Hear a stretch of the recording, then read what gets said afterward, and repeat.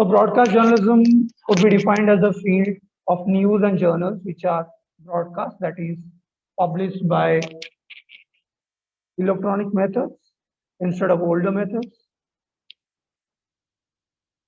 such as printed newspapers and posters. So there is a variation in terms of how technology is used. In print media, we use the printed format. Okay, we use um, the newspaper, the ink, the printing press as the primary tools in order to create content and distribute content. In broadcast, we use air transmission. Okay, the content that you produce as a journalist or as a media creator is converted into electronically converted signals, and then that is transmitted, right? So two things happen here in broadcast. One is the radio technology that follows air, cable, internet. That's how um, radio content is passed on. In television, that is via air, cable, and internet. That's how you have access to internet television, you have access to cable television, and at one point in time, you had television content being broadcast to you through an antenna. You don't belong to the antenna era, but you must have heard of it. Okay. Such media disperse pictures, static and moving, visual text, and sounds. When we talk about broadcast media, primarily, what kind of content we get? We get static and moving content. Okay. What is a static content? Static content is a frozen frame, almost like a picture, a moving frame. What you see is the movement of characters here and there. What happens here? Do they actually move? Anybody who is familiar with the technique of how a film is shot know that what film does, it doesn't capture technically the moving image. It pretty much captures still images. And what happens? No, not green. What happens is it captures frames, 24 frames per second. What you get is basically one frame. So in a second, similarly 24 times it photographs. The cinematograph photographs 24 times. What it does is it creates an optical illusion, which gives you an idea that things are moving.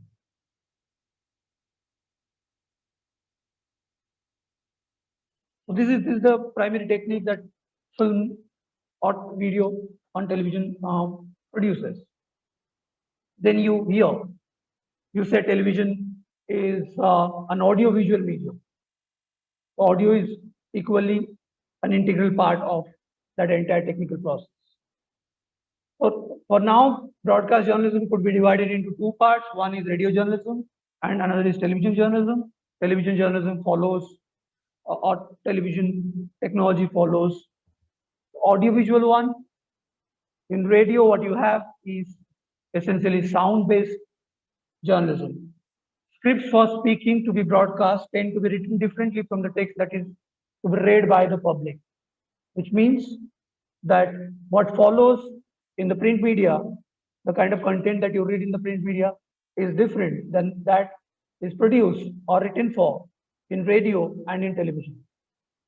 In radio, it is far more descriptive because people cannot see or people cannot read. People can only hear.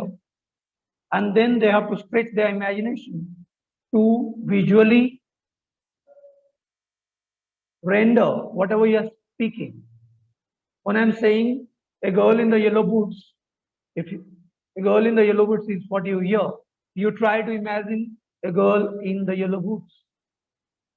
The next thing that comes up is, what is the age of the girl? How does she look? Is she tall or short?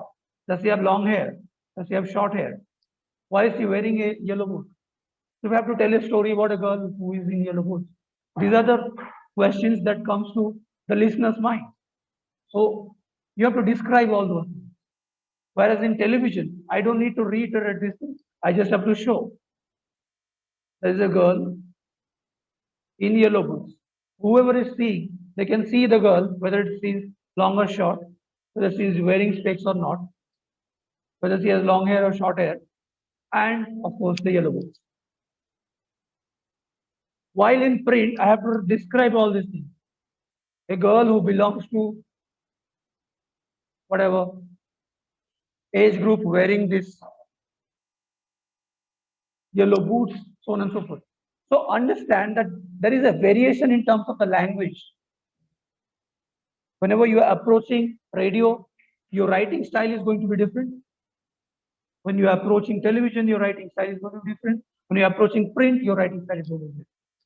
So the variation happens in terms of how you're exploring the forms in the various media. When you look at print, the task is how you write so that people can read and visualize. Whereas in radio, the tonality of the writing or the form of writing is far more conversational in nature. You are addressing the readers first person.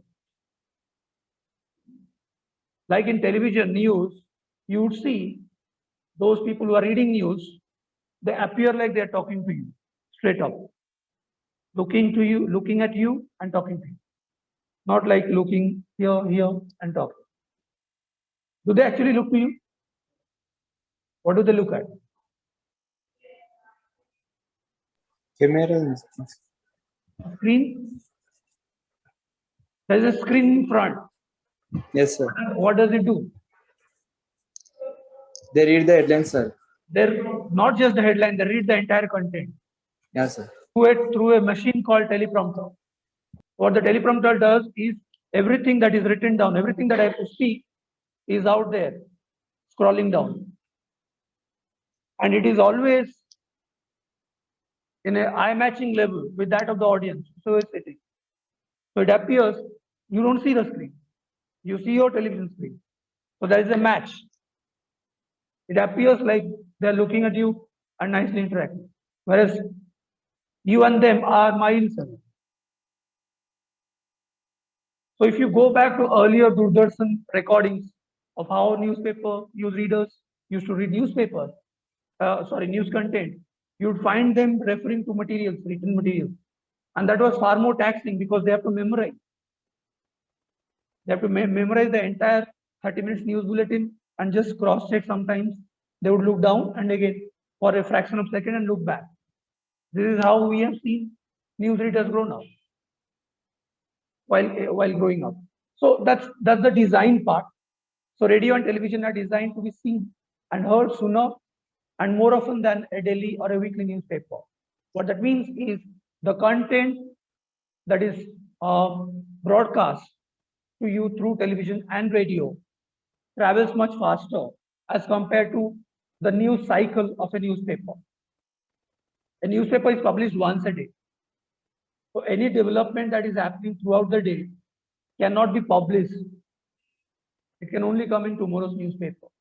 Whereas what a radio and a television gives to you is it allows you the flexibility to update yourself in whatever development happens regarding any event.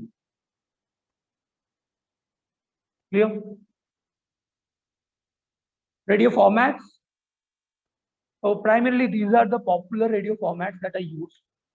First one is AM radio, which is called the amplified modulation. Second is FM, which is something that you are familiar with. It's called frequency modulation. Third is high definition radio. Fourth is satellite radio. Fifth is internet radio. So right now what you are using most often is FM, satellite and internet. Most often. The advent of radio, internet radio and satellite radio has allowed stations to return to the old age of large networks with syndicated broadcast coming from one single source. So there is one source station from where all information related to the content is passed on. That's how it's broadcast. At one point in time, it was divided.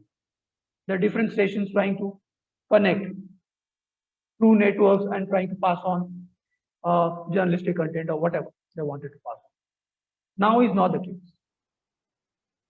So from Delhi, you can actually broadcast to Washington and London and New York and Hyderabad. So understand that the technology has become extremely sophisticated and it suits that kind of broader broadcast programming. Satellite radio and internet radio are the two formats because of its highly deregulated format. Why? What is a deregulated format? Means it doesn't follow any kind of a regulation pattern as such. It need not. It follow because of an institutional protocol, but they are not bound to. I don't know how many you are aware, but tomorrow you can start your own radio channel. And I'm not talking about a blog. I'm talking about buying space in the cloud and starting an internet radio channel. It can be called whatever, Vaishnavi FM or whatever you want to call it. So legit channel you can start on the internet if you are interested in, audio journalism or audio kind of content. And because it is deregulated, the content censorship is also low. Like anybody can start, right? On YouTube now, you would see people do not follow the same language or tonality that is used on mainstream television, where they beep out content or they would not show content. Similarly, on your radio channel, you can go out and spell out the content that you want. It's not regulated. Let me finish and then I'll come back. Sorry? On YouTube, censorship, that is YouTube guideline. Everywhere. In Instagram also it happens, on YouTube also it happens. Those things are, but those are not the kind that would happen with mainstream media channels. That kind of censorship I'm talking about, that doesn't happen. All kinds, sensitive content which affects the business of a particular organization, which affects those kind of government policies, those kind of things. And second interesting thing is with satellite radio and internet radio, you have a scope and opportunity to build unique audiences or unique listenership. You have people who are dedicated to that kind of content. My friend recently started a podcast. So those people, and it's on poetry. So those people who are interested in poetry, they have a specific segment going on.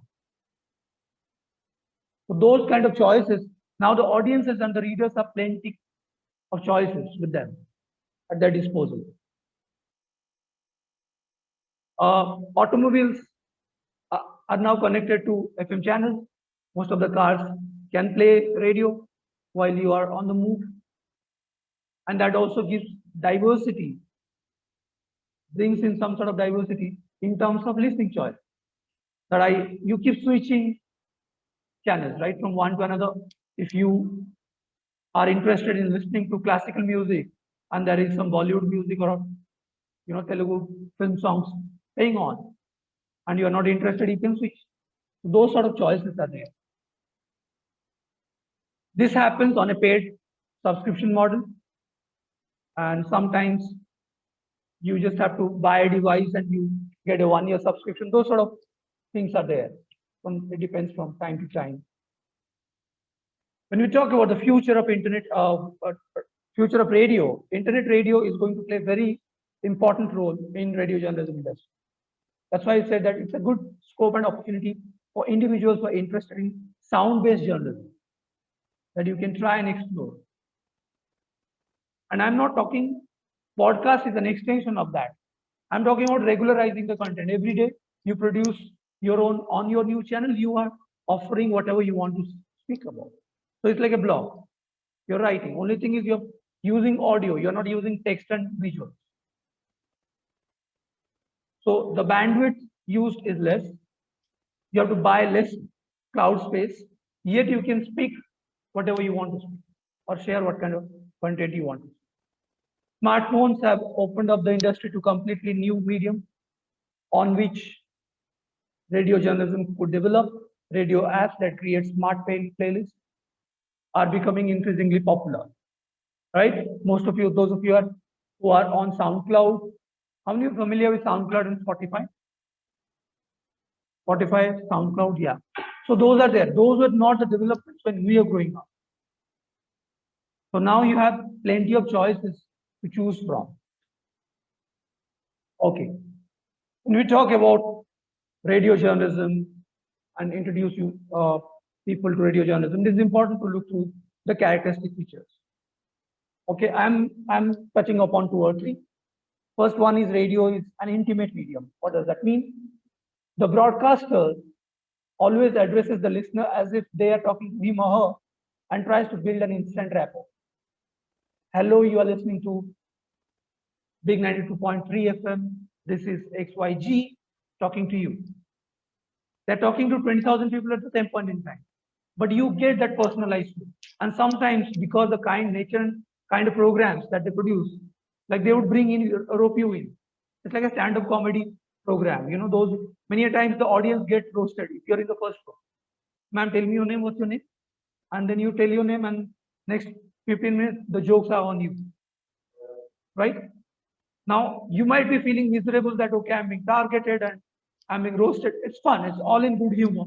But understand that by talking to you, by immediately connecting with you, they are making it loud and clear that they believe in audience journalism. They believe in audience communication. They're roping you in. This is what radio does. This is what, unlike television, most of the times, radio tries to deeply connect with the audience. So once the listener feels connected, then as you know, a radio jock or as a journalist, you can bond well and take the. So there is both at both ends there is a certain sense of comfort. You as a listener, you know how they are going to interact, and they know what kind of content they can comfortably produce. That's why the experienced jocks you see, they can switch right in and come back. Those who have 10 years, 15 years in the radio industry, if you see how they produce their programs, they just go bang on start. That's it. So that sense of not being at ease or lack of confidence is not there. And it is also important because you are not seeing people. I'm coming to that part. Every broadcaster knows that if the listeners do not like his program, they will always have the option to switch channel. So the competition is between the jobs to hold your attention by producing content which is pleasing to the ear. Just the way you talk, just the way you interact with the crowd, just the way you try to connect or build. If you're dull, if your vocal quality is not good, if your throw and the pitch is not good, if you're fumbling, if you have had a bad day and you're on radio and you lose it on the audience, many times you might lose your job. Even if I'm finding it extremely taxing to talk, but I'm getting paid to do so. Once I'm on air and I'm recording my show, I have to put my best forward. So therefore, any program, be it a talk show or a documentary or a feature, you must strike a chord with the listener right at the beginning. This is extremely crucial that you try to connect. Second is radio as a mass medium. Though radio started as a communication tool for the armed forces, it soon became popular among the masses. Started off as a defense forces device, and moved on to become a device which would connect with a lot of people. And the interesting part is how it became a mass medium. Because unlike newspaper, where a person needs to be literate, somebody should be able to read and write to be able to follow the news content. Everybody who can understand a language is radio literate. Because I can hear. I don't have to put in an effort to learn a language or learn an alphabet or the font to read. I can just listen. So radio was an instant hit because of this, that it is a very forgiving medium. It's something that is understandable. by the masses. Anybody who has the capacity to hear can follow content on the radio. That's the biggest advantage. Radio is also a medium of immediacy. Okay, it can deliver the message instantly. Now this is when we compare it to print, because like I said, in print we follow a one-day news cycle, whereas in radio you can go any point in time and try to produce content and try to broadcast it from the studio or from the location. These messages can be picked up by anyone who has a radio set or a receiver which is tuned into a radio station. So all you do is, it's a pocket device, right? So the mobility is there. You can carry it anywhere. Unlike television, where you can't carry on television everywhere. That's why you have moved on to another device called the smartphone, which gives you everything in one. All you need to do is have data. That's it. You can go to YouTube, watch television. That's internet television. You can go to any of the radio stations and listen to their programs. So all packaged in one device. Okay, brief history. Let me just quickly run through. Broadcasting began in India with private radio service in Madras in 1924. In 24, radio broadcasting started in India. The same year, British colonial government granted a license to a private company called the IBC, Indian Broadcasting Company, to open radio stations in Bombay and Calcutta. Bombay and Calcutta were the two places where it started after Madras. Madras was the first one, and the IBC, Indian Broadcasting Company, started its program in the same year, started its radio station in Bombay, and then after Calcutta. Because of certain kind of a mismanagement, the company went bankrupt, and that was leased on. All the infrastructure was leased on to something called the ISBC, Indian State Broadcasting Corporation, which was managed by the British government. In 1936, the corporation was renamed as All India Radio, and that was placed under the British government's Department of Communications. When India became independent in 1947, the All India Radio was made a separate department under the Ministry of Information and Broadcasting. So till a certain point in time, it would be funny when we talk about television history. You know, television was Indian television. The Doordarshan was actually part of All India Radio earlier, which was called Akashvani. For the broadcast of various programs of All India Radio, Vividh Bharati, which is the radio services, was started in Bombay Station in 1957. Along with film music, it provided a dose of light-hearted entertainment, which is primarily through interactive programs and giving you entertainment history content. Such programs have been popular with the masses for a long time. Okay, and that's how we developed the habit of listening to music through radio. Radio was an entertainment device which allowed us to listen to music programs. And it was successful in competing with another radio channel called Radio Ceylon, which belonged to Sri Lanka, Sri Lankan channel, because they were also heavily into music. Programs being produced at Delhi station was shared with other stations of Akashvani in 1957, which means the uplinking facility was created. That the content which is produced from Delhi could be transmitted to other, radio stations, subsequently produced radio stations as well. The following year, a folk music festival was organized to promote national unity. That happened again in Delhi. A program called Rural Radio Forum was broadcast in 1959 to attract rural listeners because they have to reach out to the target audience. By 1961, radio had a listenership of nearly 55% in India, which is staggering, right? Try to understand in 1961 what would be the population of India, and exactly half of the population was already listening to radio. That is because of cheaper, the cheaper device cost and the mobility as low as 30 rupees. I have bought at 30 rupees, and I am not from 1921. I might have, but whatever.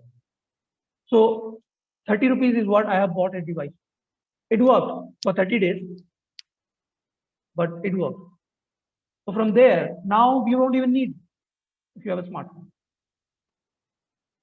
Today, All India Radio is counted as one of the largest media organizations in the world. With a network of 262 radio stations, All India Radio is accessible to almost entire population of the country and nearly 92% of the total area. When you talk about total area, total geographic area of India is covered by All India Radio. I mean, the reach is 92%. It broadcasts in 23 languages and 146 dialects. Out of the 31 languages that we have, in 23 languages, radio programs are produced and passed on, which means the regional audiences do not get left out. In fact, regional radio stations are a lot more popular than the central one. Programs of the external division, services division are broadcast in 11 Indian languages and 16 foreign languages, reaching out to more than 100 countries. So All India Radio is not restricted to India anymore. The reach has extended and nearly in 100 countries, All India people from the Indian origin who follow the languages can tune in and listen to the programs. Since 2000, the commercial radio has come a long way. It has gained huge popularity on accounts of good program content, a wider choice of programs. It has also attracted a lot of advertisers and become profitable too. That's how the private, commercial radio and private radio has come up. They use music, film music, and band music as a very strong content hold to extend their listenership base. They also provide useful information like local traffic alerts, sports news from time to time to those people who are interested. I mean, those who are on the car, you would follow from time to time weather alerts, traffic alerts. That in Banjara Hills is the kind of traffic that you have. That's a part of the format. To ensure that the listeners do not switch channels, commercial radio stations employ radio jobs to keep the listeners entertained with a smart presentation and clip talk. Okay, so they straight away keep talking to you, phone-in programs are arranged, and they also try to talk about different kind of stories of readers of different musical programs, so on and so forth. Okay, so I'll stop here and then discuss about the next part, which would be about the presentation of radio news and all those things. Okay. Thank you guys. I'll see you in the next class.